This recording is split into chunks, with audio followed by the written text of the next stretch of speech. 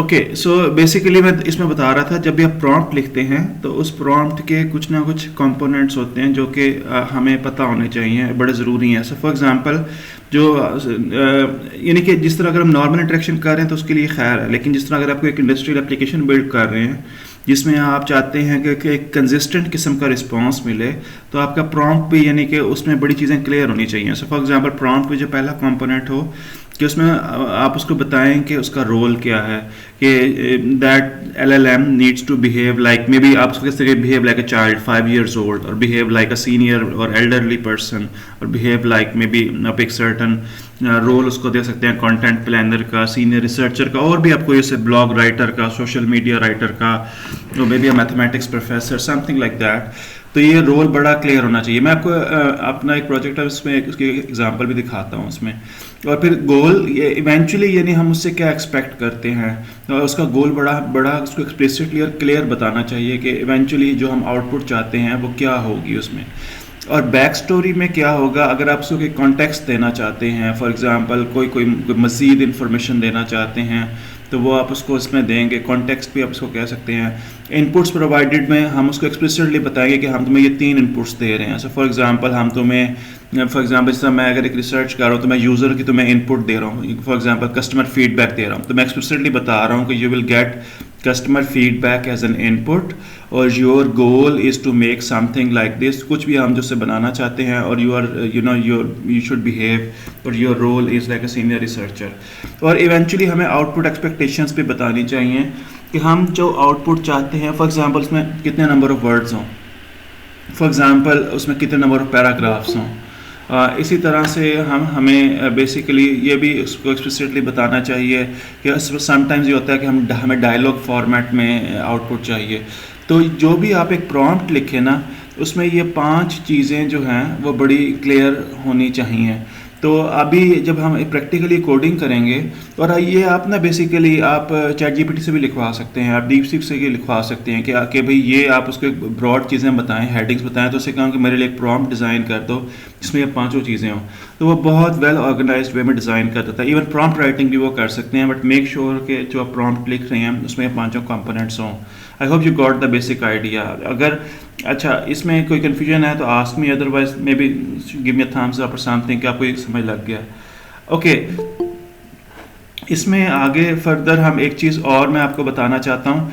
जब आप कोई एप्लीकेशन बिल्ड करेंगे, जो कि आज मैं आपको बताऊँगा अभी उसके बारे में, और आपको प्रैक्टिकली आप समझेंगे, आपके मुझे पता है आपको शायद 1 महीना रह गया तकरीबन आपका सेमेस्टर ख़त्म होने में, तो आपने अपना एक प्रोजेक्ट आपने डिज़ाइन करना है, और उसके बारे में ये सारी चीज़ें जो बता रहा हूँ ये आपने एक्सप्लिसिटली उसमें इनकॉर्पोरेट करनी है।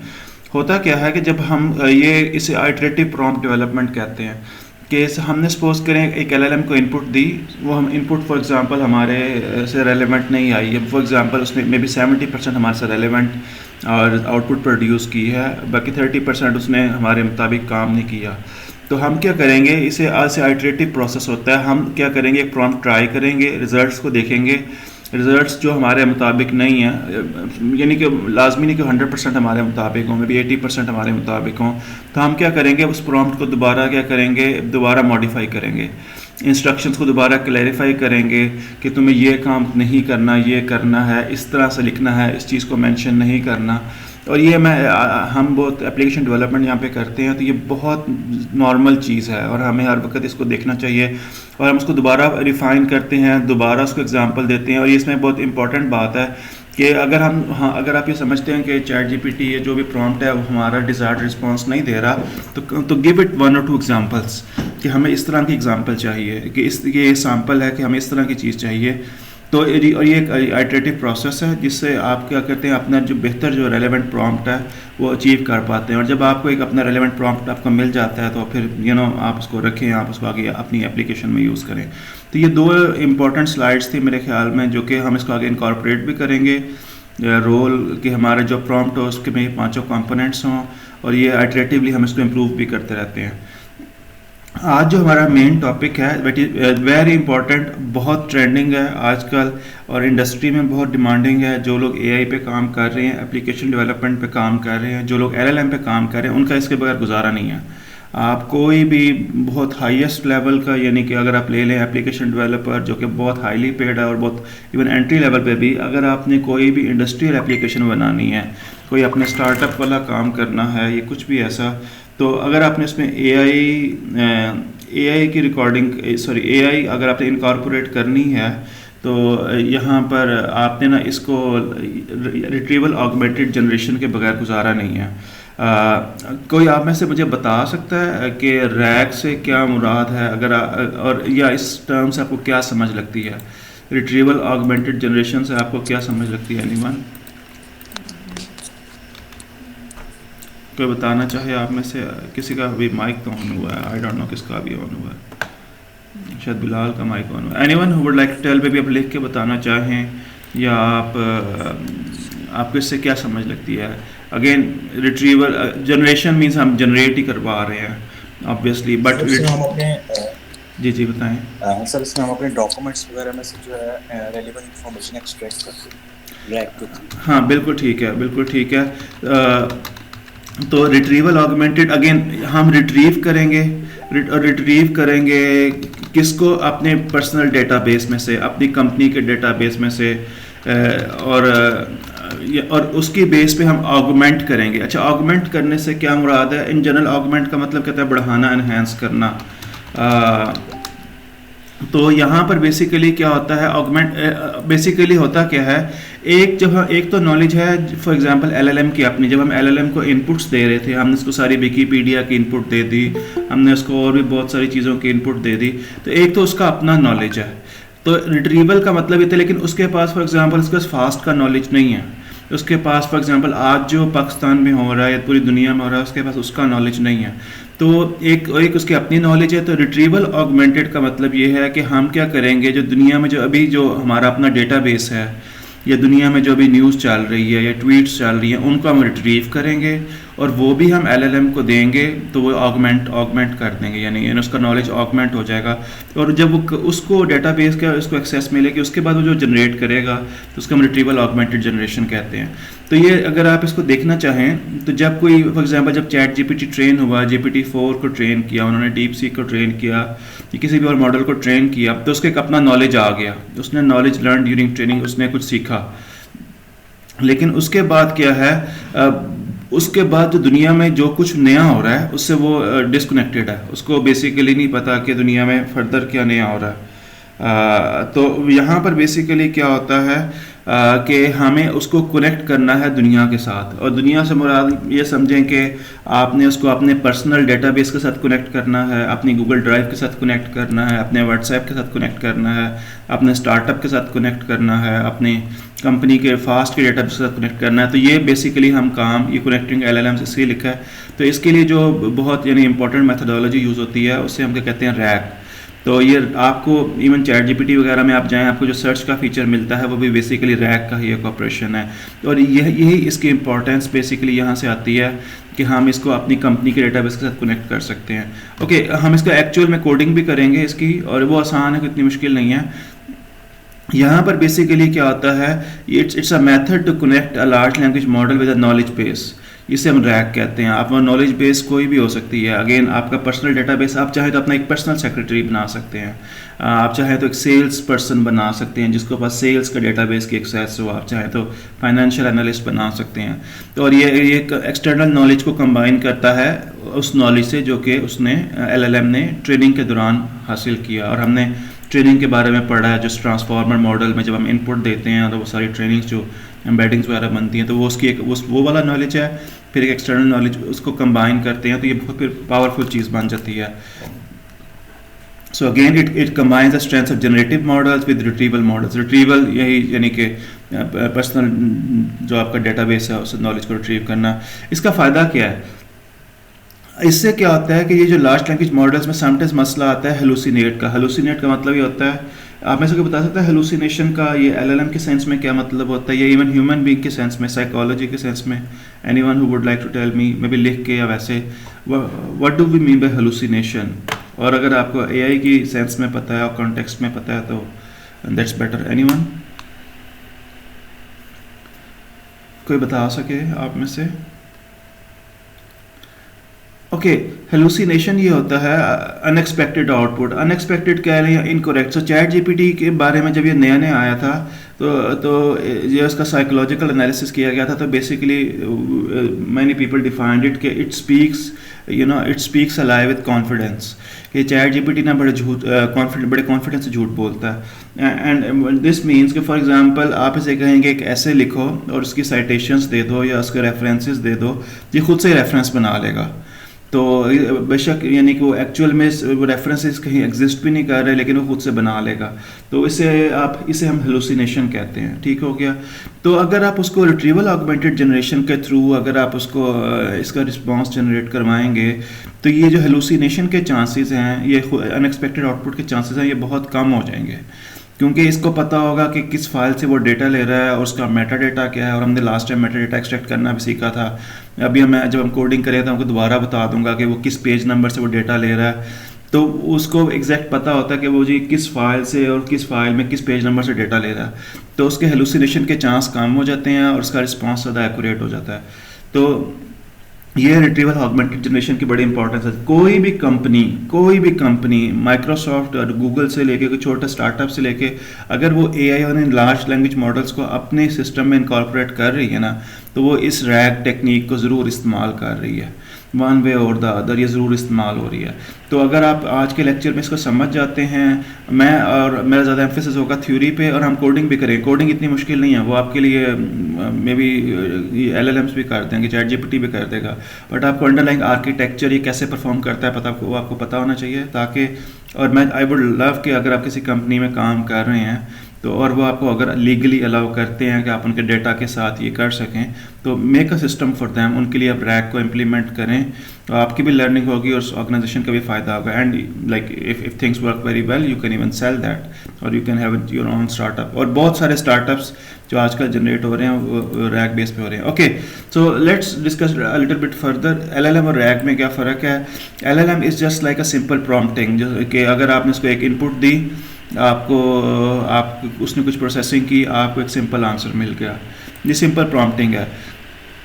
इसमें नुकसान क्या है? ख़ास तौर पे जब आपने इसको प्रोडक्शन में लेके जाना है, आपने इसकी कोई ऐप बनानी है, तो इसमें नुकसान क्या है कि उसके पास एग्जिस्टिंग या करंट या मॉडर्न कह लें अपडेटेड नॉलेज नहीं है। ठीक हो गया। जिस डेटा पे तो वो ट्रेन हुआ है उसका तो नॉलेज उसके पास है, बट डेटा तो चेंज हो रहा है मुसलसल, तो वो उसके पास नया नॉलेज नहीं है, अपडेटेड नहीं है। और ये कॉम्प्लेक्स और मल्टी स्टेप टास्क में ये पुअरली परफॉर्म करता है। अगर कोई सिंपल टास्क हो उसमें तो ये सही परफॉर्म करता है, बट कोई भी टास्क अगर कॉम्प्लेक्स हो जाए तो उसमें पुअरली परफॉर्म करते हैं। ये अपने ही जनरेट किए हुए रिस्पॉन्स को रिवाइज नहीं कर सकते और रिफाइन भी नहीं कर सकते। एक दफ़ा जो जनरेट हो गया सो हो गया, दैट्स ऑल। अगर उसमें ये खुद से उसको दोबारा थिंक थ्रू करके चेंज नहीं कर सकते, तो ये भी उसका मसला है। ये जो जनरल जॉब प्रॉम्प्ट देते हैं और इसमें पर्सनलाइजेशन भी नहीं होती। सो पर्सनलाइजेशन मींस कि फॉर एग्जांपल जो रिस्पांस इसने मुझे दिया है वही रिस्पांस फॉर एग्जांपल बिलाल के लिए भी आएगा, एहसन के लिए भी आएगा, मनहल के लिए भी आएगा। मैं चैट से नाम देख रहा हूँ, तो इंडिविजुअलाइज्ड रिस्पांस नहीं मिलेगा किसी को कि जी फॉर एग्जांपल। लेकिन ये होता है जब हम इसमें रैग करते हैं और जब हम आगे एजेंटिक AI में जाते हैं तो वो हर पर्सन की हिस्ट्री और उसकी मेमोरी को देख के एक पर्सनलाइज्ड रिस्पांस जनरेट करना शुरू कर देगा। ओके, सो रैग में क्या होता है, जो एक डिफरेंस है कि प्रॉम्प्ट के साथ साथ हम उसको एक नॉलेज बेस के साथ कनेक्ट कर देते हैं, और ये नॉलेज बेस्ड उसको एक कॉन्टेक्स्ट प्रोवाइड करता है कि उसने किस चीज़ का आंसर किस तरह से करना है। और फॉर एग्जांपल अगेन एक वर्ड सेल है, तो अगर वो हर कॉन्टेक्स्ट में उसका डिफरेंट वर्ड है तो नॉलेज बेस उसको गाइड करेगा कि उसने किस तरह का आंसर प्रोवाइड करना है। तो जब हम नॉलेज बेस की एक्सेस दे देते हैं तो उससे क्या होता है कि LLM के पास राइट इन्फो की एक्सेस है, उसको एग्जैक्टली पता है कि उसने किस तरह उसको एक्यूरेट इन्फॉर्मेशन उसको मिलेगी तो वो सही आंसर करेगा। लेकिन अभी भी रैग की भी कुछ लिमिटेशंस हैं, और वो लिमिटेशंस फिर अभी जो करंट लेटेस्ट AI डेवलपमेंट्स में कैसे सॉल्व हो रहे हैं आपको बताता हूँ। तो अभी भी लेकिन रैग के थ्रू हम जो कॉम्प्लेक्स क्वेरीज हैं उसमें फिर भी इश्यूज हमें आते हैं, और ये अभी रैग के थ्रू भी अपने रिस्पॉन्स को रिवाइज और रिफाइन नहीं कर सकते, और इनमें भी पर्सनलाइजेशन का जो अभी भी इशू होता है। तो रैग एक प्रॉब्लम को सॉल्व करता है कि राइट इन्फो तक एक्सेस देता है, जिससे एक्यूरेसी बड़ी इंप्रूव हो जाती है। अच्छा, ये बाकी तीनों प्रॉब्लम्स कैसे सॉल्व होंगी अभी हम आगे रैग के बाद नेक्स्ट लेक्चर में हम AI एजेंट्स के बारे में बात करेंगे। तो AI एजेंट्स जो हैं इन तीन प्रॉब्लम्स को बहुत हद तक सॉल्व कर पा रहे हैं। ओके, सो आई होप कि आपको, अभी हम अंडरलाइंग आर्किटेक्चर के बारे में बात करेंगे, but I hope you got the जी एहसन खान ने चैट पे लिखा है, if you add context will it generate relevant response? Yes, exactly. अगर आप कॉन्टेक्स्ट ऐड कर दें तो बिल्कुल यस, ये रेलेवेंट रिस्पॉन्स ही जनरेट करेगा, और वो कॉन्टेक्स्ट ही मैटर करता है। अदरवाइज अगर ह्यूमन बीइंग को भी कॉन्टेक्स्ट ना पता हो तो हम किसी भी चीज़ का कुछ भी आंसर दे सकते हैं, और वो हम अपनी तरफ से सही आंसर दे रहे होंगे, लेकिन हमें चूंकि मैं सही कॉन्टेक्स्ट का नहीं पता तो वो आंसर गलत होगा। तो इसी तरह से एलएलएम्स के केस में ऐसा है। तो आई होप यू, आपको रैक का इन जनरल एक अंदाज़ा हो गया। Give me a thumbs up अगर क्वेश्चन है, right may be on the chat और आस्क मी। आपको एक ओवरऑल एक रैक की सेंस पता चल गई है। ओके, अब में हम आर्किटेक्चर की बात कर रहे हैं, यही समझना बहुत ज़रूरी है, और यही आपके जो अभी प्रोजेक्ट जो है आपने करना है, ये उसका कोर है बेसिकली। और हम कोडिंग में भी इसको मैं ऑब्वियसली करके दिखाऊंगा, बट ये आप, आई विल हाईली रिकमेंड कि अगर इफ़ यू वांट तो इसकी बेस पे आप बहुत एक स्टार्टअप जनरेट कर सकते हैं किसी भी, अगेन किसी कॉन्टेक्स्ट में। ओके, सो सबसे पहले इसमें रैक में चीज़ क्या होती है कि हमें राइट नॉलेज बेस चाहिए। It could be PDF files, यहाँ पे मैंने पीडीएफ लिखी हैं। It could be tens of PDF files, it could be an SQL database, it could be a Google Drive, it could be anything, it could be any cloud resource as well। आपका कोई Azure पे data पड़ा है या AWS में आपका for example किसी database में डेटा पड़ा है, तो कुड भी, मैंने यहाँ पे मैंने एग्जांपल के तौर पे PDF फाइल्स लिखा है। हम क्या करते हैं उन PDF फाइल्स, अब वो सारी की सारी PDF फाइल्स हमारे से रेलेवेंट नहीं होती, हम उसमें से डेटा एक्सट्रैक्ट करते हैं। फॉर एग्जाम्पल ये हमने किया हुआ था लास्ट टाइम कोडिंग की थी कि उन PDF फाइल्स को रीड करके उसमें से हम डेटा एक्सट्रैक्ट करते हैं, उसमें से हम मेटा डेटा एक्सट्रैक्ट करते हैं कि हर फाइल का नाम क्या है, उस फाइल में कितने पेजेस हैं, और हर पेज पे फॉर एग्जांपल किस तरह का डेटा है।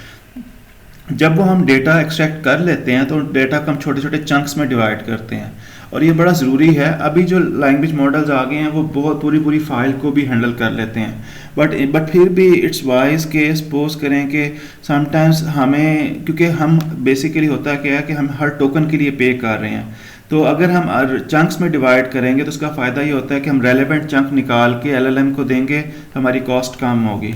अदरवाइज़ कहने को तो हम एक पूरी की पूरी बुक उसको दे सकते हैं एज एन इनपुट के जी इसमें से खुद ही निकाल ले, अगेन उसमें हेलुसिनेशन के चांसेस भी ज़्यादा हैं और उसमें कॉस्ट भी ज़्यादा है।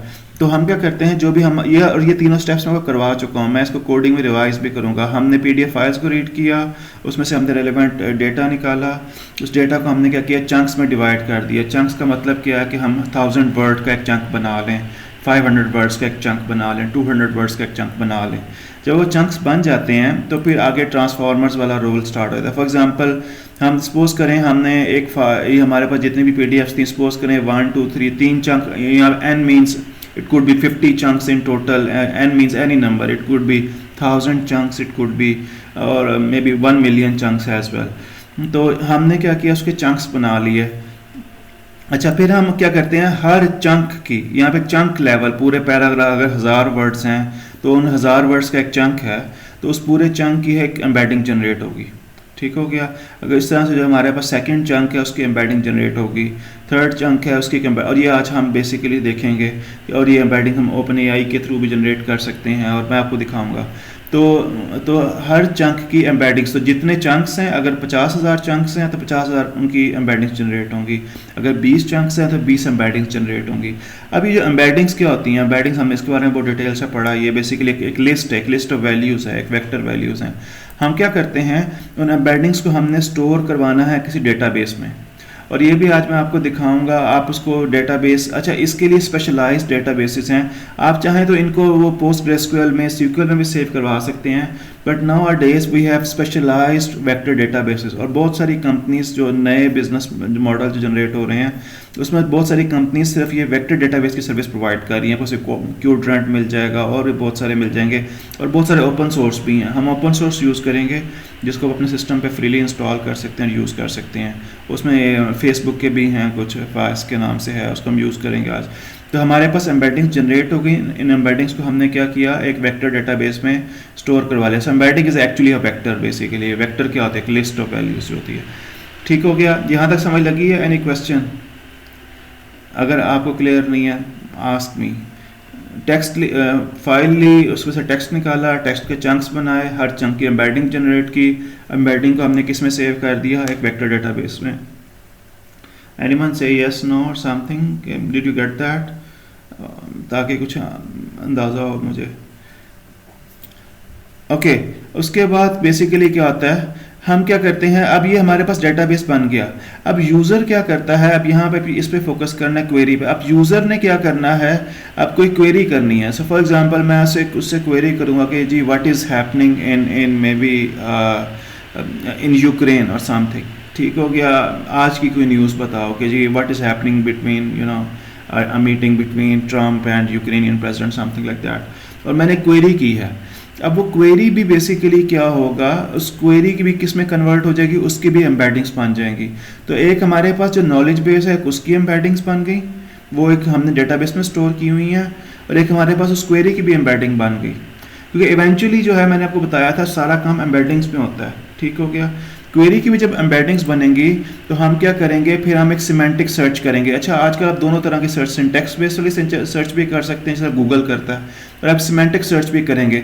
तो होगा कि हमारी क्वेरी की एम्बेडिंग्स देखेंगे कि जो हमने क्वेरी पूछी है उससे रेलेवेंट मीनिंग्स कौन कौन सी एम्बेडिंग्स का है। सपोज करें जो मैंने क्वेरी पूछी एम्बेडिंग्स 1 में उससे रेलेवेंट जो है कंटेंट पड़ा हुआ है, और हम सिमेंटिक यानी कि सिमिलैरिटी सर्च करते हैं कि मतलब किसका मतलब रेलेवेंट है, और सपोज करें एम्बेडिंग्स 3 में हम उसका रेलेवेंट कंटेंट पड़ा है।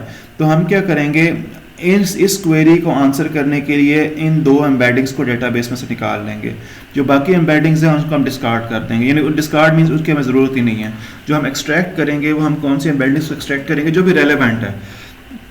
अब हम इन एम्बेडिंग्स को डेटाबेस से निकालेंगे, मैच करेंगे, और उसके बेस पे क्या होगा, हम रिजल्ट की रैंकिंग करेंगे। सपोज करें हमने इस वेक्टर डेटाबेस में से ना इस क्वेरी से मैचिंग 10 रिजल्ट्स निकाल लिए, जिस तरह से गूगल के पेज पे होता है। अब आप देखते हैं कि गूगल पे भी जो रिजल्ट्स आते हैं उनकी रैंकिंग होती है सिमिलैरिटी के लिहाज से, कि जी ये जो नंबर 1 पेज पे जो है वो टॉप रेलेवेंट रिजल्ट्स आते हैं, नंबर 2 पेज पे लेस रेलेवेंट, फिर नंबर 10 पेज पे और लेस रेलेवेंट्स होते हैं। तो सेम ऐसे इसी तरह यहाँ पे होता है, जब हम कोई क्वेरी डालते हैं तो एम्बेडिंग बेस्ड उनकी मैचिंग होती है। सपोज करें हमारे पास डेटाबेस में ना 10,000 एम्बेडिंग्स पड़ी थी, लेकिन उसमें से 5 हमने कहा कि मोस्ट रेलेवेंट निकाल लो। उसने 5 मोस्ट रेलेवेंट एम्बेडिंग्स को निकाल लिया। फिर उन 5 की हम क्या करेंगे, रैंकिंग करेंगे कि इसमें से टॉप पे रेलेवेंट कौन सी है, सेकंड पे रेलेवेंट कौन सी है, और फिर हम उस ये जो और हम ये फॉर एग्जांपल इसमें ये कर सकते हैं कि जी टॉप 3 जो मोस्ट जो रेलेवेंट एम्बेडिंग्स है ना जिनको हमने एक्सट्रैक्ट किया है उसको LLM के भेजो। सो LLM के पास ये क्वेरी भी चली जाएगी और ये एम्बेडिंग्स भी चली जाएंगी जो हमने डेटाबेस में से निकाल लिया। LLM खुद ही सेंस बना लेगा, इसकी जो उसकी ट्रेनिंग है उसके बेस पे खुद ही सेंस बना लेगा कि इस क्वेरी को मुझे किस तरह से आंसर करना है। तो वो वाला जो आंसर होगा वो बहुत अपडेटेड आंसर होगा, और वो आपकी कंपनी के डेटाबेस से या आपके पर्सनल डेटाबेस से कनेक्टेड होगा।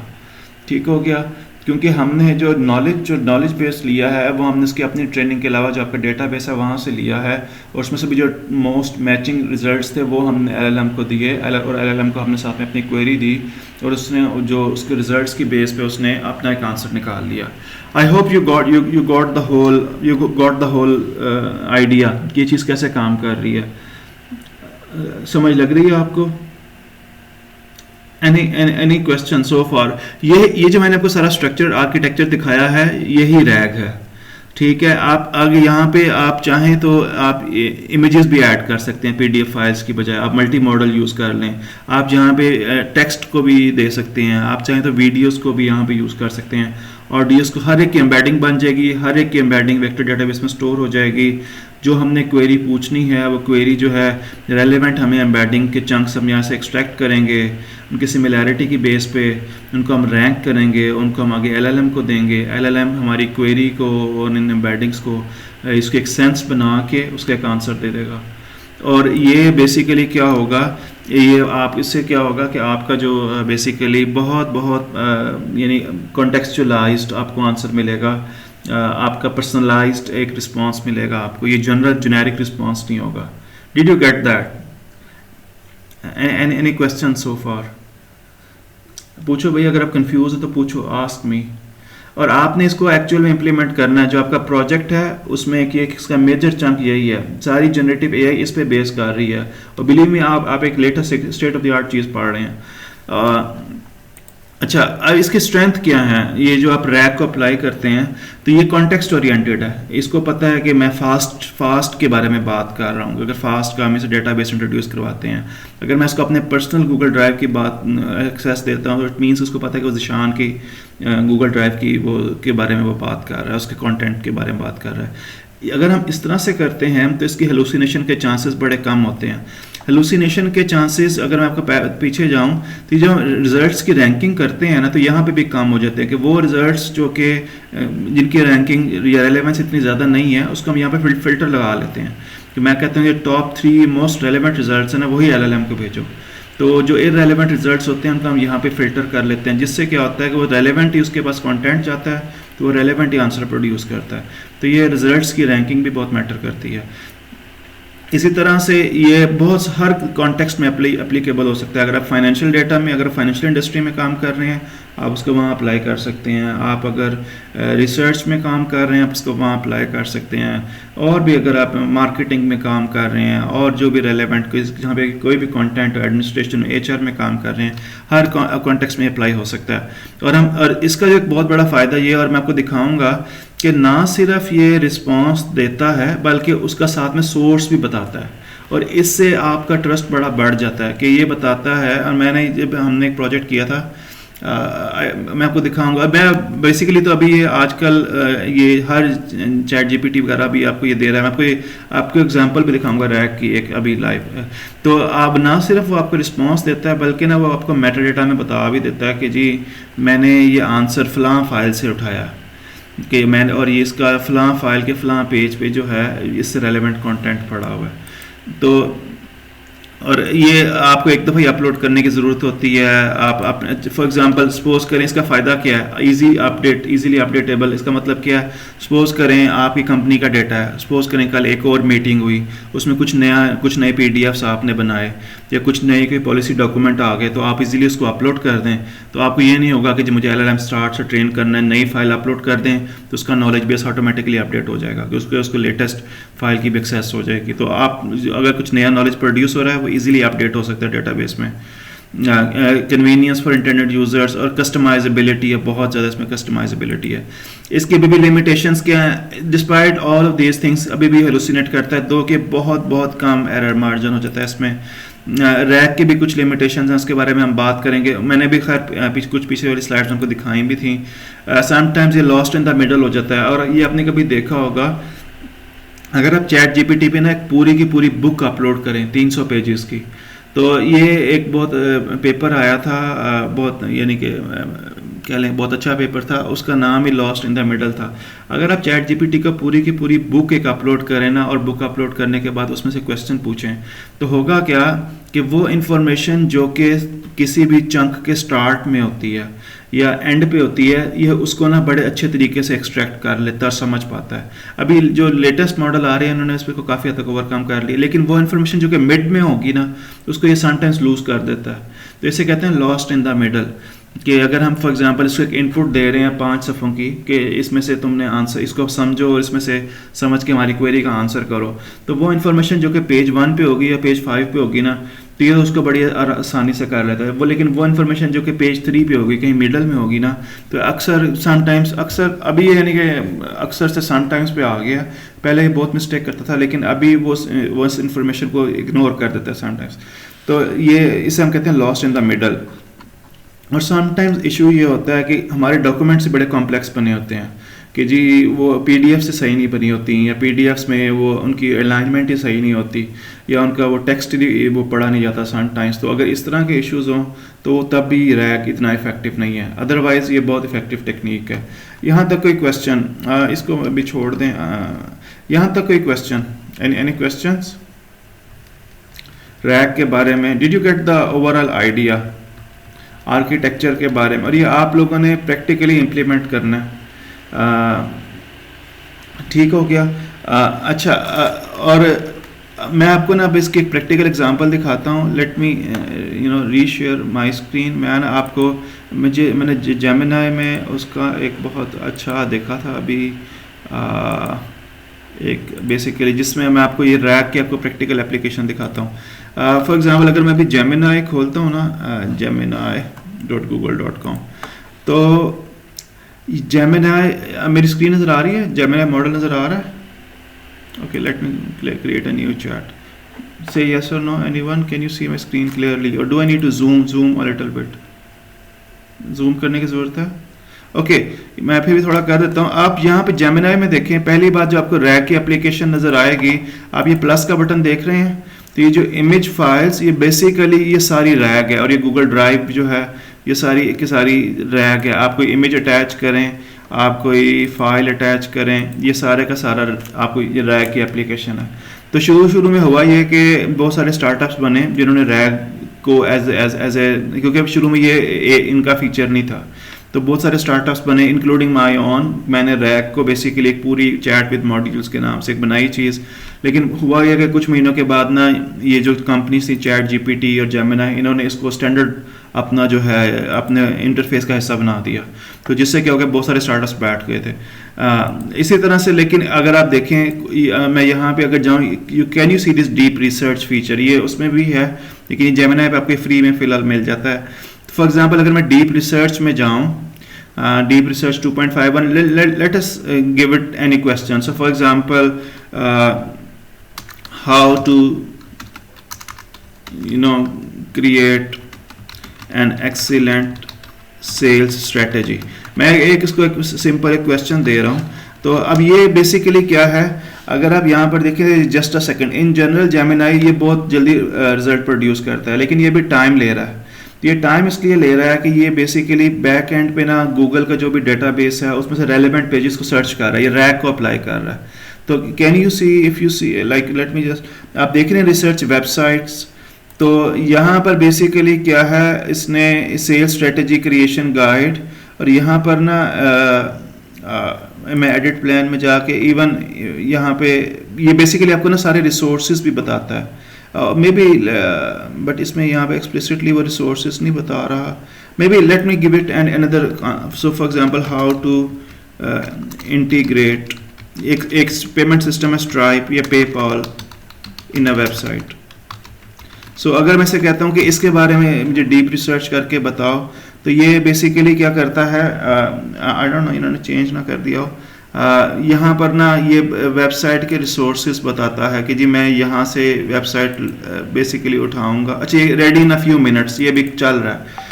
तो आप देखेंगे कि ये बेसिकली क्या करेगा, अभी बहुत सारी वेबसाइट्स को रिसर्च कर रहा है, रिसर्च वेबसाइट्स लिख के, तो ये भी रैग का फीचर है कि जी वो वेबसाइट्स को एक्सेस करेगा, उसमें से कंटेंट मिलेगा, वो कंटेंट का डेटाबेस बनेगा और डेटाबेस मैच होगा, और ये आपको यहाँ पे भी बताएगा। और ये देख रहे हैं कि मैं यहाँ पे कहता हूँ सॉरी स्टार्ट रिसर्च। अब जब मैंने स्टार्ट रिसर्च किया तो अब ये देखें आप, इफ़ यू सी हेयर, तो ये पेपॉल, ये इसके थिंकिंग रीजनिंग मॉडल चल रहा है, और यहाँ पे पहले वेबसाइट्स दिखाएगा, तो ये सारा रैग है, फिर उस वेबसाइट में से कंटेंट को निकालेगा और फिर मुझे एक बहुत डेफिनेट आंसर देगा, which is actually really good. Did you get that? ये एक रैग की एप्लीकेशन है आपको, और ये आजकल ये जो इनके जो यानी जो कंपनीज हैं, ये इनका एक डिफ़ॉल्ट हिस्सा है, लेकिन आपको ये अप्लाई करना आना चाहिए एज कोडिंग करके भी, एंड देन हम इसमें आगे, क्योंकि ये बहुत इंपॉर्टेंट कंपोनेंट है आगे एजेंट्स के लिए भी। एनी क्वेश्चन सो फार? आपके ज़हन में कोई क्वेश्चन हो? और अभी ये रिजल्ट प्रोड्यूस हो जाता है, but any question so far?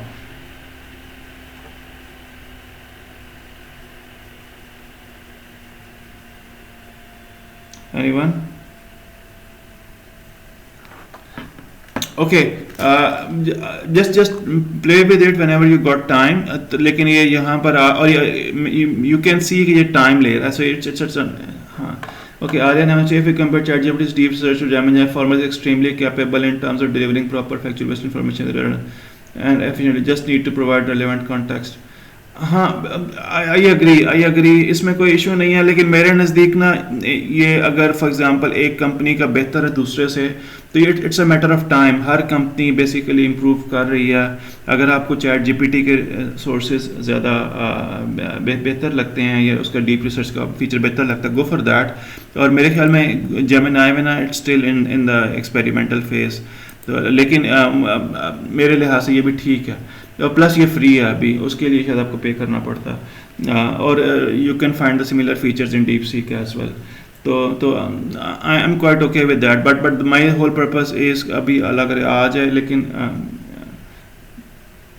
Yes yes I agree आ जाए। So my whole purpose is कि इसके जो बैक एंड पे क्या चल रहा है वो यही चल रहा है, रिट्रीवल ऑगमेंटेड जनरेशन चल रही है, और मे बी अगर ये एक मिनट तक हो जाता तो ठीक है, otherwise what we can do everyone meanwhile please make sure कि आपके पास जो है वो ये आ गया यहाँ पे, बट प्लीज़ मेक श्योर कि आपके पास जो है वो आपकी जो है ना जीपी नोटबुक ओपन हो, यानी जब तक मैं ये बातें वगैरह कर रहा हूँ आप क्या करें, अपनी नोटबुक ओपन कर लें, और फिर हम एक्चुअल में ना इसको अप्लाई करना सीखेंगे और इन सारे कंपोनेंट्स को करेंगे, ठीक है। सो ओके, ये यहाँ पे रिजल्ट्स आ गए, जस्ट टू शो यू ये उसने बेसिकली क्या किया है, रिसर्चिंग वेबसाइट्स। अब यहाँ पे भी ये वही है कि उसने क्या किया है कि वो वेबसाइट्स पे गया और जो टॉप जो रेलेवेंट वेबसाइट्स थी हमारी क्वेरी से रेलेवेंट, वो उसने यहाँ पे डिस्प्ले भी कर दी हैं। आप चाहें तो इस पर खुद भी जा सकते हैं। और उसने क्या किया है, इनकी भी सर्टेनली रैंकिंग की होगी। ये जो नंबर 1 पे वेबसाइट होगी ये सबसे ज़्यादा, और अगर आप देखेंगे सबसे रेलेवेंट भी होगी। इफ़ आई क्लिक हेयर तो ये अभी यहाँ पे रिसोर्स अभी मैं इसको यानी क्लिक नहीं कर सकता, हाइपरलिंक नहीं ओपन हो सकता, बट ये उसने वही किया है कि उसके जो गूगल के डेटाबेस में जो वेबसाइट्स थी उसमें उसने टॉप रेलेवेंट रिसोर्सेज निकाले हैं, उनको रैंक किया है। अब उनके कंटेंट को पढ़ रहा है और कंटेंट को पढ़ के वो जो एलएलएम के पास जा रहा है, जो भी जेमिनी का पीछे इनके पास एलएलएम है, और उसके बाद ये यानी कि कॉम्प्रिहेंसिव एक स्ट्रेटजी देगा रिसर्चिंग वेबसाइट्स। तो ये this is how it works and you will see it's taking a lot of time as well, and it take despite like having a lot of resources, but इन सारे ये और ये बहुत latest चीज़ें हैं, और इनके पीछे जो बैकएंड पे जो यानी क्या आर्किटेक्चर काम कर रहा है और रैक का काम कर रहा है। Any questions so far? Any questions? Okay, so everyone make sure कि मैं भी एक मिनट के लिए अपनी स्क्रीन शेयरिंग ऑफ कर रहा हूँ। मेक श्योर कि आपके पास वो ओपन हो, और maybe we can take like 5 minutes break और maybe like 10 minutes break. अभी मेरे पास तो 5 बजे, आपके पास नहीं, सॉरी मेरे पास 3 बजे, आपके पास क्या 7 बज गए। So everyone be back at 7:10, और बट मीनवाइल मेक श्योर कि आपके पास आपकी कोडिंग वगैरह की सारी चीज़ें ओपन हों, और हम फिर यहाँ से ना इसको आगे लेके चलते हैं। Thank you. और कोई क्वेश्चन है तो पूछ लें। साथ कोड लिखूँ, विच वन, यानी आप मेरे साथ कोड लिखें बेसिकली। इवेंचुअली सीखेंगे आप उसमें ही जिसमें यानी कि आप अपने हाथ से कोड लिखेंगे, बट समटाइम्स ये होता है कि स्टूडेंट्स पीछे रह जाते हैं। बट ओके एवरीवन, मैंने ना अभी हम सारा रैक का प्रोसेस खुद से करेंगे, एंड ओके प्रोबेबली मैंने स्क्रीन शेयर नहीं की हुई अभी, give me a second. Screen 1 मैंने शेयर करनी। ओके एवरीवन, मैं हम सारा रैक का प्रोसेस अभी खुद से स्टार्ट करेंगे। आप लोगों के पास नोटबुक ओपन है, जिससे यस नो, ताकि मुझे क्लियर हो, और जिनके पास नहीं ओपन लाइक उनका अपना फॉल्ट है, they should have it should be open by now. हम सारे रैक के प्रोसेस से आज गुजरेंगे, और ये मैंने आपको यानी कि मिनिमलिस्टिक वे में दिखाया, but this is a very powerful concept.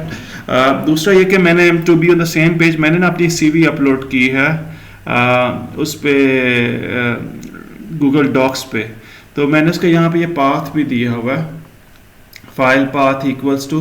तो मेक श्योर करें कि आप if you want to be on the same page तो आप बेशक उसी CV को डाउनलोड कर लें। अगेन ये चूँकि मेरा एक अपना डॉक्यूमेंट है और मैं लाइक इसको ओपनली अलाउ कर रहा हूँ, और obviously we share it publicly, तो इसमें कोई इशू नहीं है। अदरवाइज बहुत सारे कंट्रीज़ में इवन पाकिस्तान के लिहाज से भी किसी भी डॉक्यूमेंट को शेयर करना या पीछे किसी यानी कि LLM सर्विस प्रोवाइडर को भेजना, उसके कुछ लीगल इश्यूज भी हो सकते हैं। तो just to be on the same page, मैंने क्या किया है, मैंने अपनी एक CV शेयर की है गूगल डॉक्स पे, उसको डाउनलोड कर लें, और उसको ना यहाँ पर बेसिकली, और जो कि पहले वाली फाइल का पाथ था उसमें बेशक उसको लगा लें।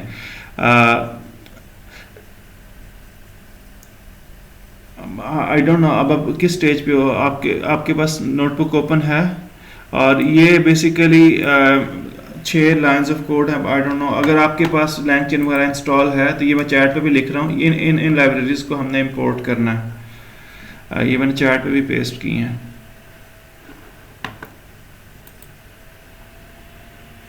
अब मुझे कोई साथ बताता रहे कि आपसे ये फाइल्स ये लाइब्रेरीज इंपोर्ट हो गई हैं कि नहीं हुई। अगर आपके पास लास्ट टाइम वाली पड़ी हुई है आपके पास फाइल और आपने उसी सिस्टम में लाइब्रेरीज को इंपोर्ट किया तो ये भी चल जानी चाहिए।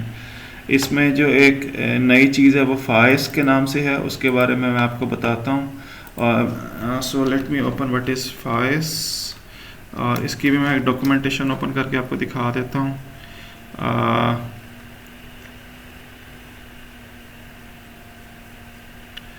AI at Meta, ये, and let me also open OpenAI embeddings, this model. Okay everyone, मेरे ख्याल में बेहतर ये है कि मैं आप ना जस्ट फोकस ऑन स्क्रीन। मैं आपको एक दफ़ा सारे प्रोसेस से गुजार लूँ, फिर आप इसका कोड लिखिएगा और मैं आपकी फ़ाइल शेयर कर दूंगा, बिकॉज मुझे नहीं पता चल रहा कि कुछ बच्चे किस स्टेज पे हैं, कुछ बच्चे किस स्टेज पे हैं, so I am not sure. But let just focus on my screen Bilal, ताकि एक दफ़ा इसको देख लें सारे प्रोसेस को, and then I will share the code. You can run it on your own system. Again आप पे डिपेंड करता है फिर आप इस पर कितना इंटरेस्ट लेते हैं। ओके, तो बेसिकली अगेन हमने कुछ, पहली बात ये विजिबल है, ये मुझे थोड़ा जूम करने की ज़रूरत है इसको। Do I need to zoom it, और ये कोड विजिबल है। ओके, अगर आप देखें मैंने कुछ लाइब्रेरीज इंपोर्ट की हैं। ये इसको मैं ये लिखे, आप समझ लें कि स्क्रैच से समझा रहा हूँ। एक मैंने OpenAI की लाइब्रेरी को इंपोर्ट किया, रिक्वेस्ट इसकी कोई ज़रूरत नहीं है, we don't need it anymore. तो अगेन मैंने जैसे पहले लास्ट लेक्चर में बताया था, हम LangChain को बेसिकली यूज़ करेंगे। उसमें ये LangChain में एक वेक्टर स्टोर्स हैं। LangChain बेसिकली बहुत सारे वेक्टर स्टोर्स को होस्ट करता है, जिसमें से एक है फाइस। तो फाइस क्या है? It's a vector database. So अगर मैं इंपोर्ट के बाद फाइस डिलीट भी कर दूँ ना और टैब प्रेस करूँ तो आपको यहाँ पर ना बहुत सारे डेटाबेसेस नज़र आएंगे। एनालिटिक्स DB, इसमें से कुछ फ्री होंगे, कुछ पे करना पड़ता है उनके लिए, बट ये सारी जो आपको नज़र आ रहे हैं LangChain community.vector stores, तो ये वेक्टर स्टोर्स हैं। वेक्टर स्टोर मीन्स ये वेक्टर स्टोर करते हैं, किसी डेटाबेसेस हैं, तो जिसमें से बहुत सारे हैं। क्रोमा के, ये बहुत, क्रोमा इज़ वेरी फेमस और ये फ्री भी है, ओपन सोर्स है। कैसेंड्रा है, BigQuery है, आपको यहाँ पे और भी ये यहाँ पे डीप लेक और भी बहुत सारे डेटाबेसेस हैं। आप इसमें से किसी में भी स्टोर करवा सकते हैं। कुछ के लिए आपको पे करना पड़ता है। हम जो यूज़ कर रहे हैं इसमें ये फाइस, ये वाला है FAISS, ये वाला फाइस, ये इसको हम यूज़ कर रहे हैं। अगर आप यहाँ पर इवन आप PostgreSQL भी यूज़ कर सकते हैं, बट आई विल रिकमेंड कि जो इसके लिए स्पेशलाइज्ड डेटाबेस है आप उसको यूज़ करें। अच्छा, यहाँ पे वैसे इन्होंने PG वेक्टर दिया हुआ है, Postgres वेक्टर दिया है। ओके, हम इसमें तो ये सारे बहुत सारे डेटाबेसेस हैं। So what will we do, will actually use FAISS. तो फाइस क्या है, मैं इसको यहाँ पे भी दिखा देता हूँ। फाइस जो है ये एक मेटा की प्रोडक्ट है और ये फ्री है, ये ओपन सोर्स है। तो ये बेसिकली क्या है, it's a product of Meta. It's Facebook AI similarity search that allows developers to quickly search for embeddings of multimedia documents। यानी इसमें आप इमेज की embeddings भी स्टोर कर सकते हैं, आप इसमें जो है टेक्स्ट की एम्बेडिंग्स भी स्टोर कर सकते हैं, वीडियो की एम्बेडिंग्स भी स्टोर कर सकते हैं, और स्टोर करने के बाद आप उसको सर्च भी कर सकते हैं। जिस तरह ऑब्वियसली किसी भी डेटाबेस में सिर्फ स्टोरेज नहीं होती है, हमने उसको सर्च भी करना होता है। और वो सर्च आप किस तरह से करते हैं? सिमिलैरिटी सर्च, कि जो एक यूज़र की क्वेरी है उससे रेलेवेंट क्या सिमिलैरिटी है जो भी हमारे पास डेटाबेस में जो एम्बेडिंग्स पड़ी हैं उसकी। तो ये बेसिकली काफ़ी फास्ट है, ये C++ में इम्प्लीमेंट की गई है। तो ये इसको बहरहाल ये लिंक भी मैं शेयर कर देता हूँ, बल्कि अभी इस पे चैट पे, अगर आप इसको पढ़ना चाहें। इसके अलावा बहुत सारे डेटाबेसेस हैं, ये फ्री है, ओपन सोर्स है। इसकी आप GitHub रिपोजिटरी भी देख सकते हैं यहाँ पे, और इसको आप मॉडिफाई भी, ये इसकी GitHub रिपोजिटरी है, तो ये ओपन सोर्स है बेसिकली।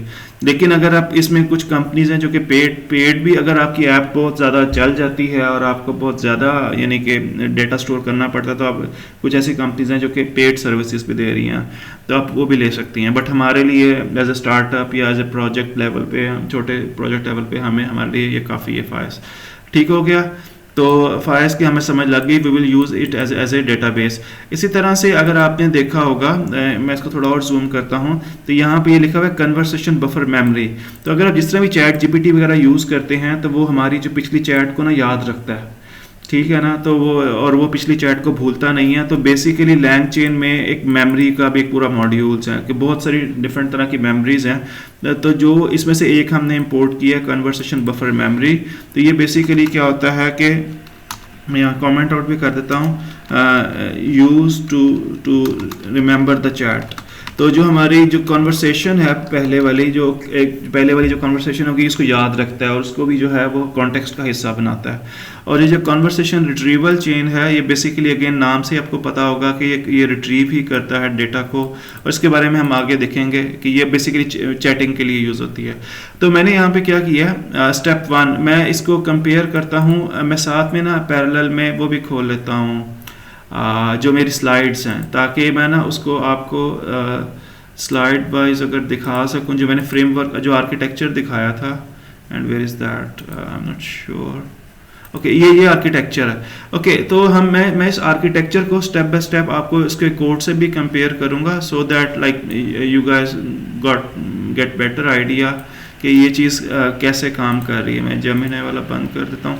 ओके, सो पहली बात हमें क्या है कि हमें फ़ाइल का पाथ देना है। हम इससे पहले पढ़ भी चुके हुए हैं। ये पाई पीडीएफ लोडर में आप चाहें तो एक यहाँ पे एक फ़ाइल दे सकते हैं। इसी तरह से अगर आप यहाँ पे इसमें डायरेक्टरी लोडर भी होता है जिसमें 10 के 10 फाइल्स भी दे सकते हैं। बहरहाल मैंने ये मेरी एक सीवी है, यहाँ पे मैं आपको सीवी दिखा भी देता हूँ। ये तो कुछ और है, सॉरी। सो बेसिकली आप इस सीवी में से यहाँ पे आप देखेंगे तो ये एक जनरल सीवी है, और आप इसको एज एन एचआर प्रोजेक्ट भी आप सपोज करें, आप एचआर के लिए अगर आप ये सिस्टम डिज़ाइन करें, उन्होंने सीवीज़ को पढ़ना होता है, उसमें से एक्सट्रैक्ट करनी है, तो एक मेरी सीवी है। And if you look at the number of pages, ये आपको यहाँ नज़र नहीं आ रहा होगा, इट्स लाइक 6 पेजेस, एक 6 पेजेस की एक सीवी है। तो आई hope you can C in the end ये 6 आउट ऑफ 6 लिखा भी हुआ है। तो यहाँ पर अब ये इस सीवी को मैं बेसिकली क्या करूँगा, मैं इसको एक्सेस करवाऊँगा। तो मैंने अपनी इस फाइल का पाथ यहाँ पे दे दिया और मैंने इसको पीडीएफ लोडर के थ्रू लोड कर लिया।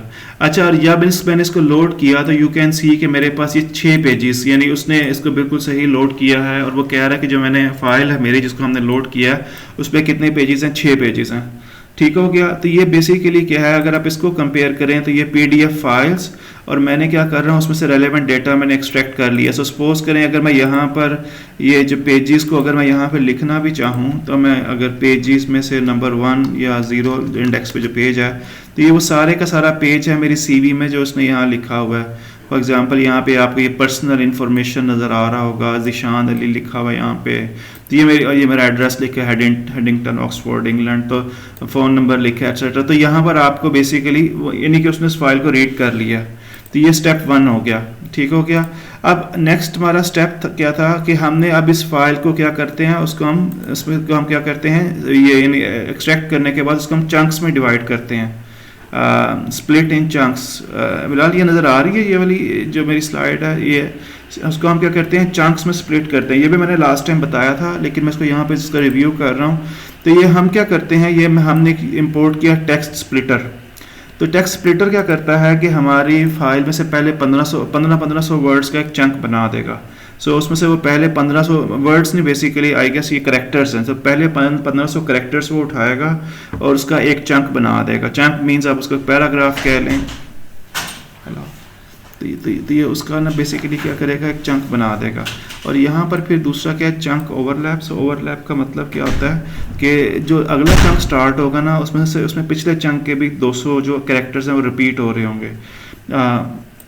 अच्छा, और ये हम इसके बेस पे उसको हम क्या कर देंगे, ये स्प्लिट कर देंगे। तो मैंने क्या किया, वो जो फाइल मैंने इंपोर्ट की थी, और अगर मैं आपको उसका नाम दिखाऊं तो उसको मैंने इंपोर्ट किया था पेजेस के नाम से, यानी जब लोड किया था तो पेजेस के नाम से। तो जब मैंने इस पेजेस पे जब मैंने इस स्प्लिटर को अप्लाई किया है, तो मैंने क्या किया, text splitter dot split pages, यानी मैंने वो जो पेजेस को मैंने स्प्लिट किया, तो वही मेरी फाइल जिसके पहले 6 पेजेस थे ना, अब वो 14 चंक्स में डिवाइड हो गया। Can you see len docs 14। So basically मैं यहाँ लिख भी देता हूँ। सो बेसिकली हुआ क्या है, फाइल ऑफ 6 पेजेस जिसके एक्चुअल में सिर्फ 6 पेजेस थे, has been split into 14 chunks. तो वो उसके उसने 14 चंक्स बना दिए हैं। तो आप चाहें तो यहाँ पे ये चंक नंबर 0 है, तो आप उसको देख भी सकते हैं। अच्छा, इस चंक्स की जो ख़ास बात ये है कि जब ये स्प्लिट करता है तो ना सिर्फ ये बेसिकली फ़ाइल को स्प्लिट कर रहा है, बल्कि इफ़ यू सी हेयर तो ये उसका मेटा डेटा भी, मेटा डेटा मीन्स उस फाइल की जो रेलेवेंट इंफॉर्मेशन है, फॉर एग्जांपल वो फाइल किस पाथ पे पड़ी हुई है वो भी इसको पता है। और ये वाला जो चंक है, चंक नंबर 0, वो किस पेज पे था उस फाइल के, तो यहाँ पे पेज के आगे 0 वैल्यू भी नज़र आ रही है। तो ये बड़ा ज़रूरी है, यानी इससे हम ट्रैक कर पाएंगे कि अगर हम LLM को जो एक पैराग्राफ दे रहे हैं, सपोज करें मैं ये वाला चंक अगर LLM को देता हूँ, तो LLM को ना सिर्फ ये पता है कि बेसिकली यानी कंटेंट क्या है, बल्कि उसको ये भी पता है कि उस फाइल का नाम क्या है और ये वाला जो चंक है ये किस पेज पे पड़ा हुआ है। तो अगर आप देखेंगे, अगर आप उसको मल्टीपल फाइल्स देते हैं, अगर आप चैट GPT वगैरह पे भी देखें, तो वो बेसिकली बैक एंड पे ये इस तरह से स्प्लिटर लगा होता है जो कि मेटा डेटा दे रहा है, तो वहाँ से वो पेज नंबर को भी इवन रेफर कर देता है या वो फाइल नाम को भी रेफर कर देता है। तो आई होप यू गॉट दैट। तो ये स्टेप 2 हो गया कि हमने उसको चंक्स में डिवाइड कर लिया। तो आगे मैंने इसको फर्दर किया कि अगर आप फॉर एग्जांपल जो पहला चंक था डॉक्स 0, इट मीन्स ये चंक नंबर जो 0 था इसका मेटा डेटा है कि जो पहला चंक था वो इस फाइल पे पड़ा हुआ है जिसका ये सोर्स है और इसके पेज नंबर 0 पे है, क्योंकि ऑब्वियसली पाइथन में काउंटिंग 0 से स्टार्ट होती है। अगर मैं इसको लिखना चाहूँ तो मैं इसको जब यानी मैं आगे जब इसको एक्सट्रैक्ट करूँगा तो मैं इसको +1 भी कर सकता हूँ, तो यानी पेज नंबर 1 आ जाएगा और ये उसमें ये कंटेंट पड़ा हुआ है। और ओके, तो basically I hope you got this idea. हमने क्या किया कि हमने चंक्स को क्या कर दिया, यानी कि आगे split in chunks with metadata, तो हमारे पास काफ़ी सारे चंक्स बन गए। In maybe just question for you, अगर आपको याद हो मेरी जो 6 पेजेस की फाइल है उससे कितने चंक्स बने हैं, can anyone right in chat, ताकि मुझे पता चले कि आप लोग भी कोई तवज्जो दे रहे हो। जो मेरी 6 पेजेस की एक CV थी उसके कितने चंक्स बने हैं, किसी को याद हो कोड से एग्जैक्टली तो उसके 14 चंक्स बन गए थे। ठीक हो गया। तो यहाँ पर you can see length docs 14, तो ये चंक्स का मुराद क्या कि उसको हमने स्प्लिट कर दिया। ओके, सो सेकंड स्टेप हो गया।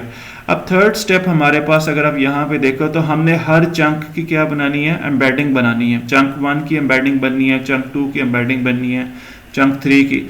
अब यहाँ पर बेसिकली क्या है, हमारे पास ऑलरेडी अगर आप ये मैं इसको जूम करता हूँ तो ये ओपन AI के ऑलरेडी मॉडल्स हैं जो कि एम्बेडिंग बनाते हैं। हमारे पास ओपन सोर्स भी हैं जो कि हम आगे देखेंगे, लेकिन ओपन AI के ऑलरेडी मॉडल्स हैं कि आप इनको ये जो चंक हम देंगे तो ये उस पूरे के पूरे चंक की एक एम्बेडिंग बना देंगे और उसके अगर डायमेंशंस आई गेस 1200 या 1500 समथिंग उसकी डायमेंशंस होती हैं।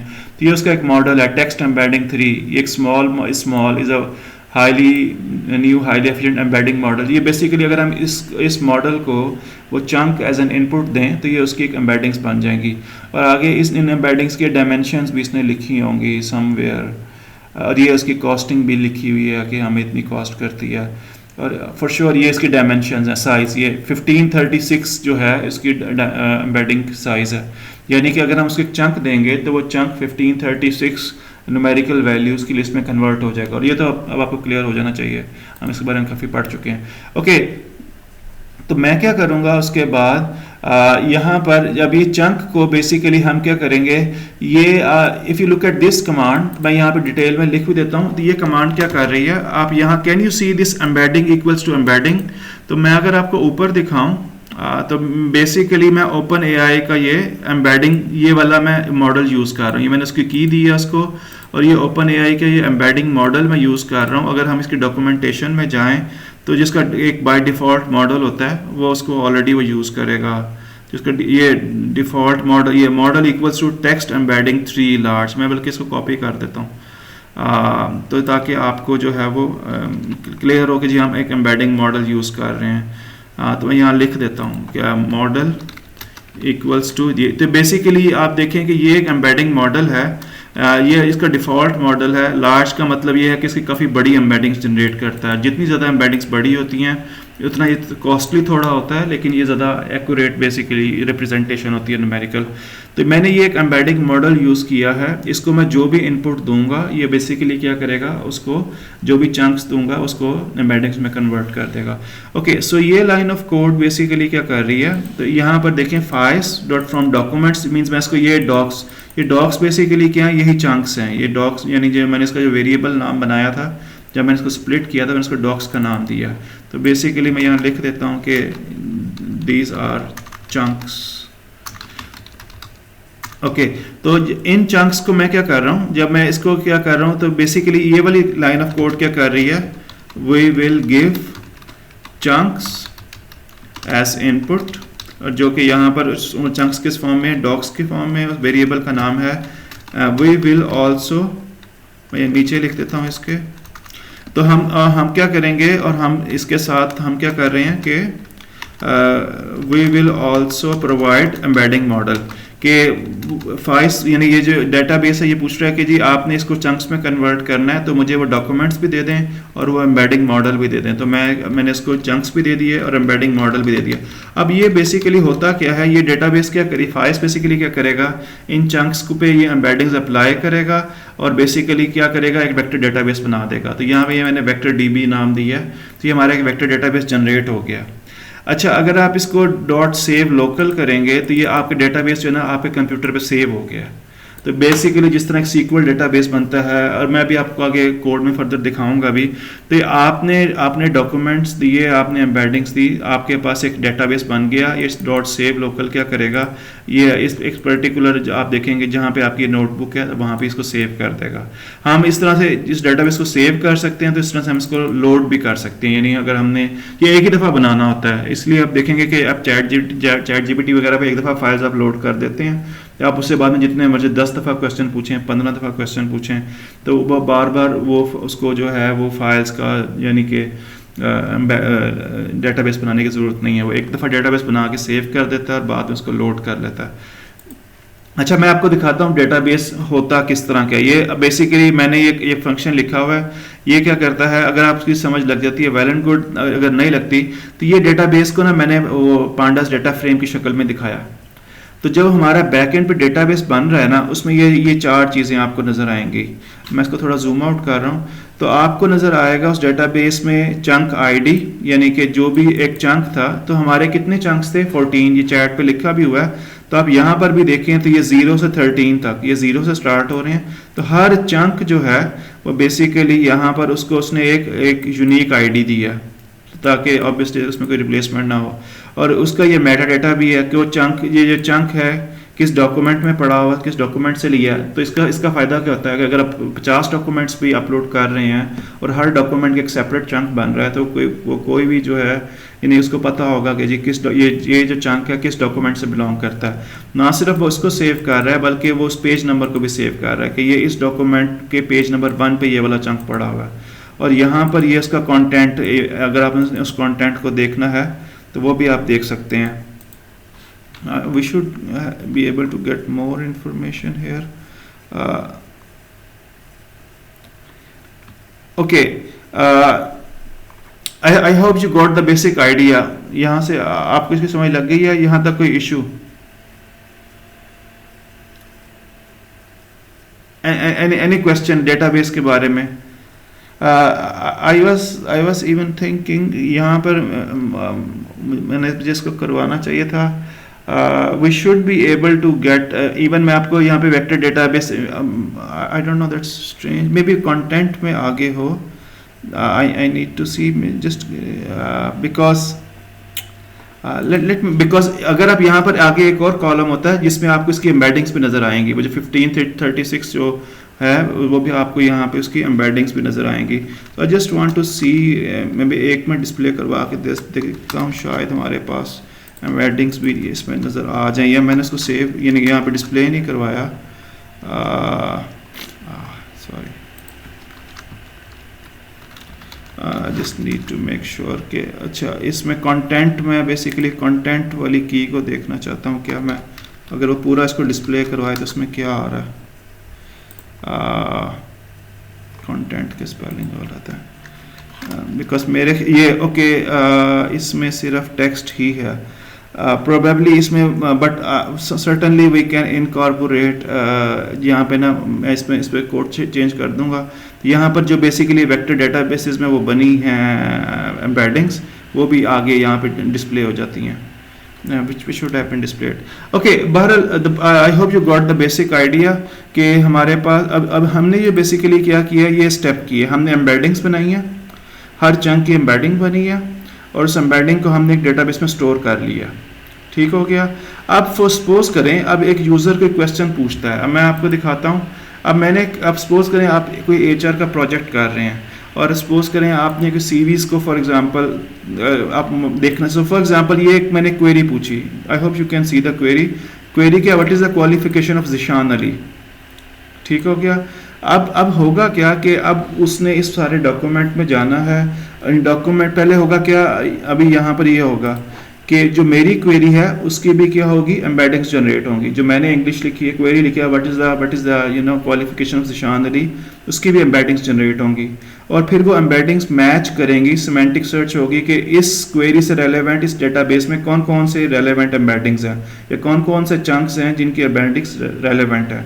तो वो जो रेलेवेंट एम्बेडिंग्स होगी उसको हम बेसिकली हम सिमिलैरिटी सर्च कहते हैं, वो बेसिकली वो उसमें से निकाल लेगा। ये हम इसको नेक्स्ट लेक्चर में ना मज़ीद करेंगे। बहरहाल इसके बाद ये मेमोरी वाले हम इवेंचुअली मैं आपको ना मैं इसको मज़ीद अभी कॉम्प्लेक्स जितना अभी आपको समझ लगे इट्स वेल एंड गुड, लेकिन अगर आप देखें तो उसने क्या किया, अगर मैंने ये क्वेश्चन पूछा है, बाकी वाले कोड को हम बाद में करेंगे, तो जब मैंने से ये क्वेश्चन पूछा और ये मैंने basically conversational retrieval chain basically ये चैट एक मैं चला रहा हूँ और ये मैंने इसको एक LLM दिया है, डीपसीक की API की वगैरह दी है और ये मैंने इसको वेक्टर DB जिसमें 2 इंपॉर्टेंट बातें देखने वाली हैं। बाकी बेशक आपको कोड समझ ना आए उसकी खैर है। ये बेसिकली क्या है कि मैं ये एक LLM यूज़ कर रहा हूँ और आप यहाँ पे देख रहे हैं वेक्टर DB.as रिट्रीवर, ये वेक्टर DB है कि वो इस वेक्टर DB में वेक्टर डेटाबेस में जाके क्या करेगा, रेलेवेंट चंक निकालेगा, ठीक हो गया।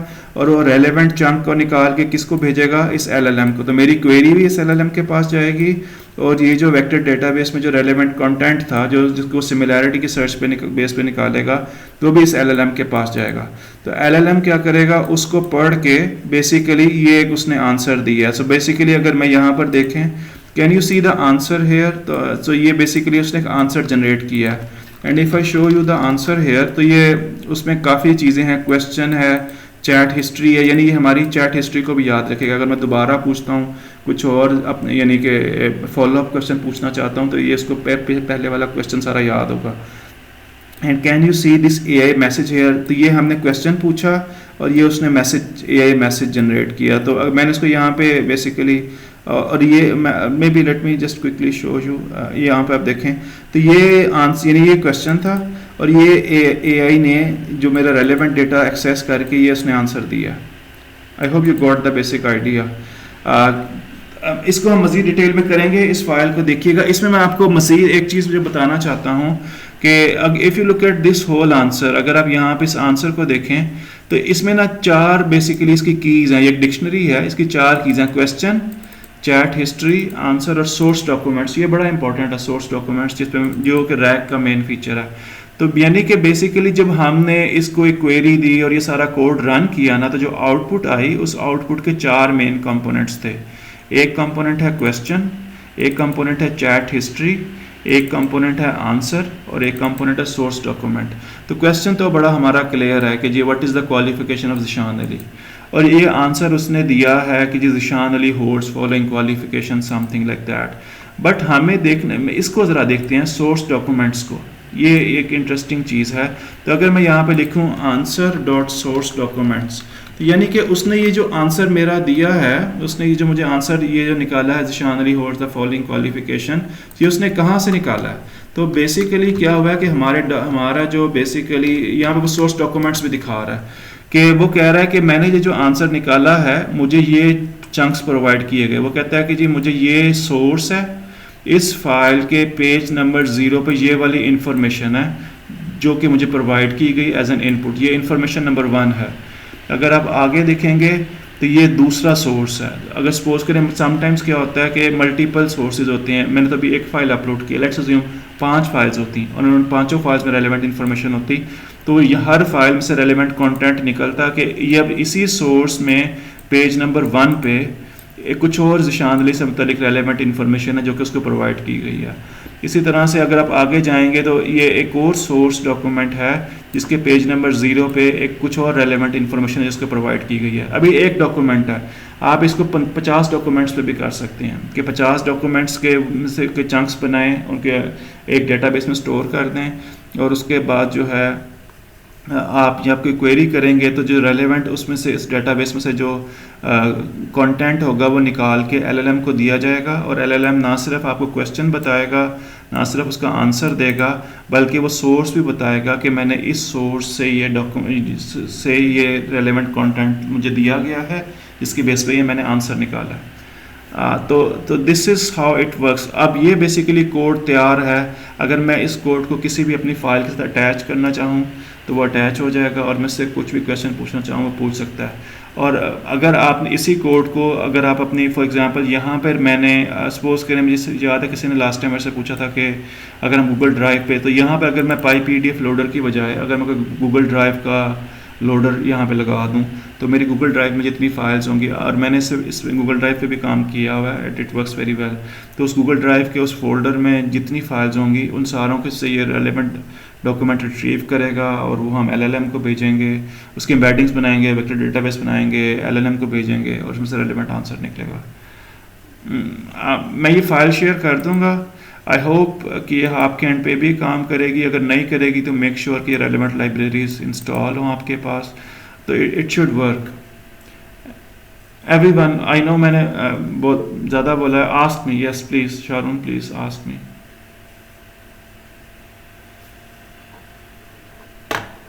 एनीवन एल्स मुझे नहीं पता गलती से हाथ रेज हुआ या वैसे, if you want to ask me just turn on your mike and ask me. और भी किसी ने पूछना तो पूछें।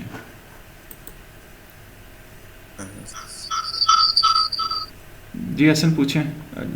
अपना स्पीकर बंद कर दें, माइक चला रहने दें, स्पीकर जो है उसको आप म्यूट कर दें, माइक ऑन कर लें तो वो हमें आवाज़ आ जाएगी, से इको नहीं होगी। फिर पूछो भाई, ये बड़ा इंपॉर्टेंट है और ये आपका प्रोजेक्ट है बेसिकली।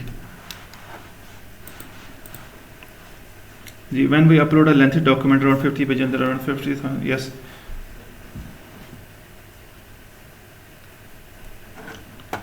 अच्छा ओके, ये ना डीप सीक जो है वो एम्बेडिंग्स नहीं जनरेट कर रहा। जो डीप सीक की सर्विस है ना, मैंने इसको सर्च किया था, आपको इस केस में ना ओपन AI की ही सर्विस यूज़ करनी पड़ेगी आपको। अगर आपने एम्बेडिंग्स बनानी है ना तो डीप सीक की मैंने डॉक्यूमेंटेशन देखी थी, सो मैं आपके सामने भी सर्च करता हूँ। तो डीप सीक जो है ना वो एम्बेडिंग्स मॉडल नहीं दे रहा, वो सिर्फ चैट मॉडल दे रहा। तो मैंने इसको सर्च किया था तो इट वॉन्ट वर्क। अगर मैं यूर फर्स्ट डीप सीक की डॉक्यूमेंटेशन में API कॉल्स में जाऊँ तो ये सिर्फ ना इनके सिर्फ दो ही मॉडल्स हैं, एक वो चैट वाला मॉडल है और एक ये रीजनिंग मॉडल है, डीप सीक चैट और डीप सीक रीजनर। तो डीप सीक जो है अभी वो एम्बेडिंग मॉडल नहीं दे रहा, इसीलिए मैंने उसके लिए ये ओपन AI का एम्बेडिंग मॉडल यूज़ किया है और उसको यूज़ करने के लिए ओपन AI की API की चाहिए। मैं ये डॉक्यूमेंट शेयर कर दूंगा आपके साथ, इसमें ना की ऑलरेडी मौजूद है। तो आप एम्बेडिंग्स के लिए आप ओपन AI की यूज़ कर लें और ये सर वो तो, और बाद जब अपनी चैट वाला फीचर यूज़ करना है, जब आपने उसके पूछना है तो वहाँ पर आप डीप सीक की यूज़ कर सकते हैं। तो ये भी इसका एक इंटरेक्टिव फीचर है। यहाँ पे चैटिंग के लिए मैंने डीप सीक यूज़ किया, एम्बेडिंग्स के लिए मैंने वो ओपन AI की API की यूज़ की है। अगर आप किसी और की भी यूज़ करना चाहें तो कर सकते हैं, मेक श्योर कि उनका एम्बेडिंग मॉडल हो बस। और क्वेश्चन किसी का? ओपन AI फ्री नहीं है but embeddings are very very cheaper. So आम चैट मॉडल से इट्स मच चीपर। सो अगर आप $1 भी लेते हैं तो $1 भी आपके सारे प्रोजेक्ट के लिए मोर देन एनफ है, बल्कि 6 महीने नहीं ख़त्म होने वाला, सिर्फ अगर आप इसको सिर्फ एम्बेडिंग्स के लिए यूज़ करते हैं। अगर अभी डॉक्यूमेंटेशन देखें तो ये इनके डिफरेंट मॉडल्स हैं एम्बेडिंग्स के। तो मैं अगर आपको यहाँ पे इसकी प्राइसिंग दिखाऊँ तो this is the cost. So 1000 tokens की एम्बेडिंग के लिए $0.00013 ये चार्ज करते हैं, जो कि हमारे केस में अगर आप 50 फाइल्स भी अपलोड कर दें तो वो कितने टोकन बन जाएंगे? 1 लाख टोकन बन जाएगा, 10 लाख टोकन बन जाएगा, तो आपका $1 भी खर्च नहीं होगा। क्योंकि ये इट्स एम्बेडिंग्स के लिहाज से इट्स वेरी चीप। तो even if you purchase for $1 it will work. मैंने ये जो डीप सी की API की इसमें मैंने रखी है, इसमें की एम्बेडिंग के लिए, तो यू कैन यूज़ दैट। मैं इस पर एक लिमिट लगा दूंगा, but don't abuse it.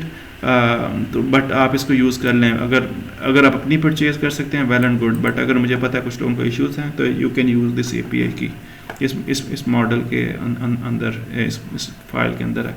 Ask me मोर। तो इससे आपको ये भी पता चल गया, जिस फील्ड में आपके पास डॉक्यूमेंट्स हैं उस फील्ड में आप AI को यूज़ कर सकते हैं, उस पर रैग अप्लाई कर सकते हैं। आप सेल्स में काम कर रहे हैं, आप इससे सेल्स का चैटबॉट, कस्टमर सर्विस का चैटबॉट बना सकते हैं। फॉर एग्जांपल आपके पास एक चैटबॉट की एक वो है, किसे क्या कहते हैं, मुझे याद है जब हम मोबाइलिंक में थे तो हमारे पास वो होता था, एक फॉर्मेट होता था कि जी अगर कस्टमर ये पूछेगा तो आपने ये जवाब देना है। उसको कुछ कहते हैं, मुझे एग्जैक्ट टर्म नहीं याद आ रही उसके लिए। तो अगर आपके पास वो इंटरेक्टिव डायलॉग पड़े हुए हैं, आप उसको इसमें फीड करवाएं। आगे कल हम इसमें मज़ीद देखेंगे कि फॉर एग्जांपल मैंने अभी आज आपको नहीं बताया, बिकॉज मेरे ख्याल से ओवरलोड हो जाएगा, कि ये जो इंस्ट्रक्शंस देना और टेम्पलेट बनाना, कि जी जो हमने डिस्कस भी किया था कि जी जो हमने प्रॉम्प्ट लिखना है, उसमें रोल लिखना, उसमें उसका गोल लिखना, एंड जो उसमें आउटपुट फॉर्मेट लिखना, तो वो सारा ये हम नेक्स्ट टाइम देखेंगे, लेकिन ये मैंने इसमें ऑलरेडी लिखा हुआ है। तो बहरहाल अच्छा, ये तो आप लोगों ने करना है। आप लोगों का क्या टास्क है? Everyone based on first come first serve basis. मैं अभी एक कह लें कि एक ओपन करता हूँ, उसमें क्या कह लें, एक पोस्ट ओपन कर रहा हूँ। आप लोगों ने, ये आपका प्रोजेक्ट है फाइनल, और मैं इसकी आई डोंट नो 50% आपके कोर्स की वेटेज ये प्रोजेक्ट होगा। आपने क्या करना है, आप एक फोल्डर लेंगे जिसमें ना कोई भी आप एक फील्ड चूज़ कर लें। कंप्यूटर साइंस सेल्स की चूज़ करनी है, वो चूज़ कर लें। अभी मैं न्यूमेरिकल पे नहीं जाने का कहूँगा कि आप CSV फाइल्स पे करें, आप अभी सिर्फ टेक्सचुअल डेटा पे करें। It could be in any field, research, sales, customer service, blogging, it could be anything, social media. और आपने क्या करना है, आपने एक फोल्डर बनाना है जिसमें 5-7 रेलेवेंट फाइल्स हों। ठीक हो गया। और आपने क्या करना है, आपने उस सारे पे इस रैग को अप्लाई करना है, और आपने एक चैटबॉट बनाना है पाइथन में। ठीक है। इसमें मैं इसको नेक्स्ट लेक्चर में और बताऊंगा। इसमें सारे वो फीचर हैं जब चैट GPT में देखते हैं। इसमें मेमोरी का भी फीचर है, ये पहले वाली कन्वर्सेशंस को भी सारा याद रखेगा। इसमें ये हिस्ट्री वाला भी फीचर है, इसमें और भी यानी कि वो सारे फीचर्स, सोर्स डॉक्यूमेंट्स, ये भी ट्रू कर है। तो ये सारा आप एक प्रॉपर चैटबॉट बना रहे हैं, पर्सनलाइज्ड। ठीक हो गया। और फिर हम नेक्स्ट लेक्चर में ये भी देखेंगे कि हम एक बेहतर प्रॉम्प्ट कैसे लिख सकते हैं। तो ये आपका समझ लेंगे प्रोजेक्ट का, आप कह लें फेज़ 1 कह लें, कुछ भी कह लें, ये आप इसको बनाएं 1 से 2 हफ्ते में लाजमी। ठीक हो गया। और ये अगर आपको रैग आ गया है, ये आप इसको कर लेते हैं, तो फिर स्टेप 2 में जब हम मेरे ख्याल में एक लेक्चर हम इससे मज़ीद लगाएंगे, फिर हम एजेंट्स पे आ जाएंगे। सो एजेंट्स में क्या होता है कि यही चीज़ है, बट सपोज करेंगे ये इस तरह से आप समझें कि हमने एक एजेंट 1 बनाया, तो इस तरह के अगर हम 50 या 10 एजेंट्स बना दें और वो सारे आपस में इंटरेक्ट कर रहे हों, तो यू कैन इमेजिन कि वो कितना कॉम्प्लेक्स काम भी कर सकते हैं। तो हम फिर आगे एजेंटिक AI पे आएंगे, एक्चुअल में कोड लिखेंगे। Am I clear? इसको बनाएं आप। इसको फॉर एग्जांपल हमारे कुछ लोग हैं यहाँ पे, फॉर एग्जांपल जिस तरह ये होता है फूड के लेबल्स के लिए, लेबलिंग के लिए, वेबसाइट के कंटेंट के लिए, ब्लॉगिंग के लिए, तो आप इसको बहुत सारी चीज़ों के लिए यूज़ कर सकते हैं। और ये चूँकि आप ये सारा कोड खुद से लिखेंगे तो अगेन आपके पास तो आप इसको बहुत हद तक कस्टमाइज़ कर सकते हैं। और if you are really good in that, और if you want to take it like as a startup, तो आप इसको एक प्रॉपरली एक स्टार्टअप भी इसके थ्रू लॉन्च कर सकते हैं। Any questions?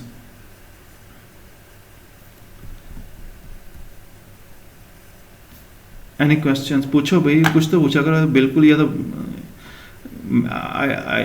आई नो स्टूडेंट्स जो इंटरेस्ट ले रहे हैं, at least ask me if you are confused, don't hesitate. मैं भी इसकी रिकॉर्डिंग स्टॉप कर रहा हूँ।